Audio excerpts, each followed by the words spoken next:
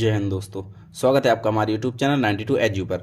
तो आज का हमारा टॉपिक है पृष्ठ तनाव। पहले वीडियो हमने ससंजक और असंजक बल के बारे में पढ़ा था और आज हम पढ़ेंगे पृष्ठ तनाव, सरफेस टेंशन क्या होता है।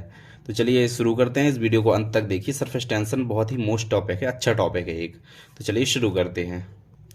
तो पृष्ठ तनाव एक प्रकार का गुण होता है, जैसे एक से गुण होता है जैसे जो द्रवों में पाया जाता है, पृष्ठ तनाव। ठीक है, जैसे इसमें पानी भरा है और पानी का यहाँ पर एक पृष्ठ है। ठीक है, पृष्ठ है तो पानी के पृष्ठ पर एक बल लगेगा, पृष्ठ पर एक बल लगता है जो कि इसे सिकोड़ने का प्रयास करता है। इस पानी के पृष्ठ पर एक बल अंदर नहीं लगता, ठीक है, पृष्ठ पर ही लगता है। पृष्ठ तनाव जो होता है वो पृष्ठ पर लगता है। ठीक है, तो पृष्ठ तनाव, इसकी परिभाषा देखो।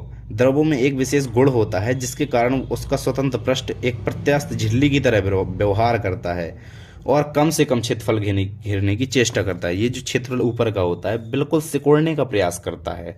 इसका जो द्रव होता है बिल्कुल सिकुड़ने का प्रयास करता है और इस गुण को कहते हैं हम पृष्ठ तनाव। अब इसकी सतह पर एक स्थितिज ऊर्जा होती है। वो देखो स्थितिज ऊर्जा क्यों होती है, देखो ध्यान से देखो। पहले बताऊँ स्थितिज ऊर्जा क्यों होती है। ये हमारे पास कोई द्रव पानी भरा है। अब हमारे पास एक यहाँ पर कोई वस्तु है। ठीक है, इस वस्तु को हमें इसकी सतह पर लाना है तो हमें कुछ कार्य करना पड़ेगा। आकर्षण बल के विरुद्ध कुछ कार्य करना पड़ेगा हमें ऊपर की जो हम इसे लाएंगे। ठीक है, और लाते जाएंगे। यहाँ तक लाने में हमें सबसे अधिक कार्य करना पड़ेगा, क्योंकि जब इसके ऊपर उठाएंगे तो हमें ज़्यादा कार्य नहीं करना पड़ेगा। जब यहाँ तक लाएंगे, हम यहाँ से यहाँ तक लाएंगे तो हमें सबसे अधिक कार्य करना पड़ेगा। मतलब स्थितिज ऊर्जा उसकी बढ़ जाती है इस पृष्ठ पर, और स्थितिज ऊर्जा जो होती है वो पृष्ठ पर सर्वाधिक होती है। नीचे यहाँ और अधिक स्थितिज ऊर्जा, फिर और अधिक, क्योंकि स्थितिज ऊर्जा होती है पृथ्वी से ऊपर।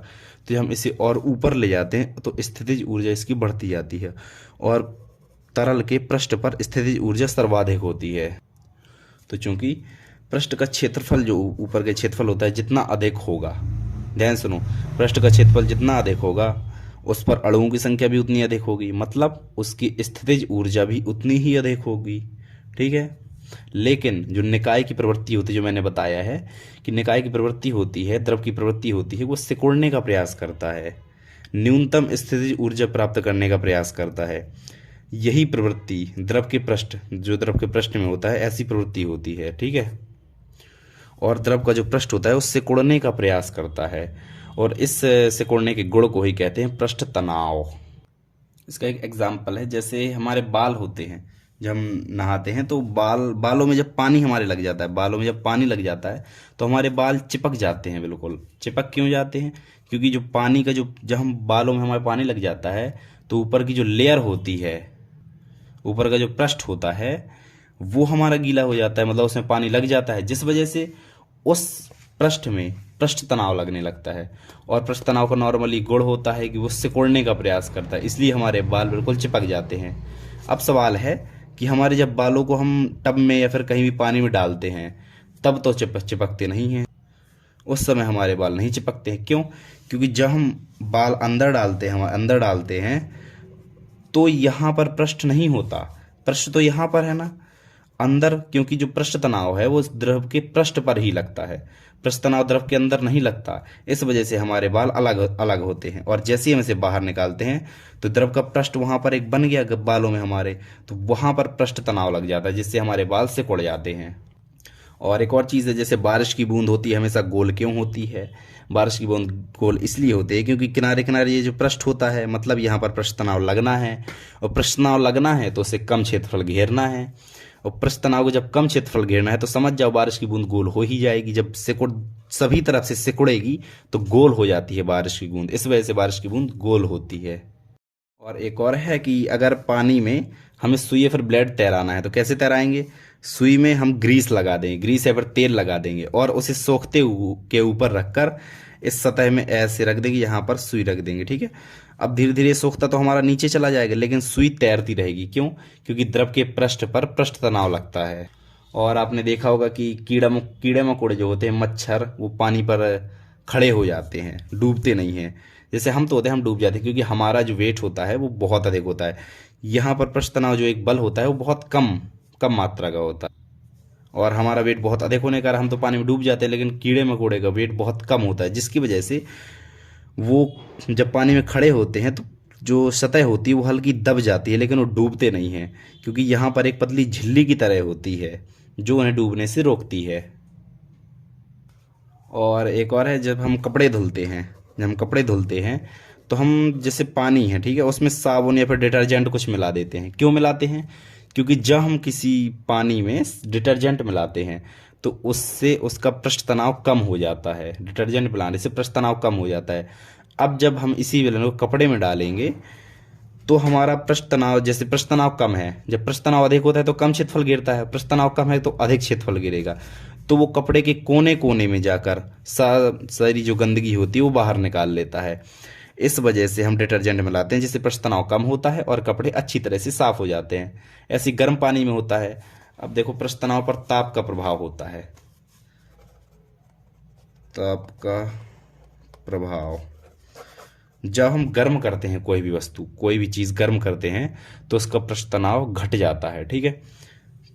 जैसे दूध को ले लो, दूध जब उबालते हैं हम, पृष्ठ तनाव घट जाता है और खौलने लगता है, ठीक है।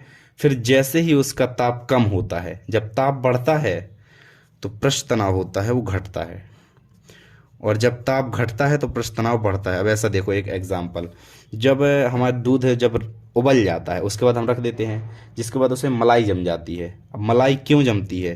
क्योंकि जब हमारा टेम्परेचर कम होता है, जब हम धीरे उसे रख देते हैं, धीरे धीरे उसका टेम्परेचर कम होता है। टेम्परेचर कम होगा तो पृष्ठ तनाव बढ़ेगा, जिससे जो ऊपर की सतह होती है, क्योंकि पता है कि पृष्ठ तनाव केवल सतह में लगता है, तो ऊपर की जो सतह होती है वो सिकुड़ने का प्रयास करती है, सिकुड़ने का प्रयास करती है, जिसकी वजह से ऊपर मलाई जम जाती है दूध में।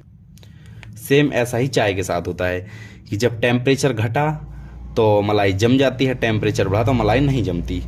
मतलब टेम्परेचर घटा तो पृष्ठ तनाव बढ़ गया। ये होता है नॉर्मली ताप का प्रभाव, बस ये समझ जाओ। और जब पृष्ठ तनाव बढ़ता है तो क्षेत्रफल भी कम होता है, मतलब एरिया उसका कम होता है। एरिया इससे सिकुड़ जाता है, मतलब एरिया कम होता है, ठीक है। और ताप के प्रभाव का एक बहुत बढ़िया उदाहरण है कि जब हम खाना खाते हैं तो गर्म खाना हमें ज़्यादा अच्छा लगता है और ठंडा खाना उतना ज़्यादा अच्छा नहीं लगता। ऐसा क्यों होता है?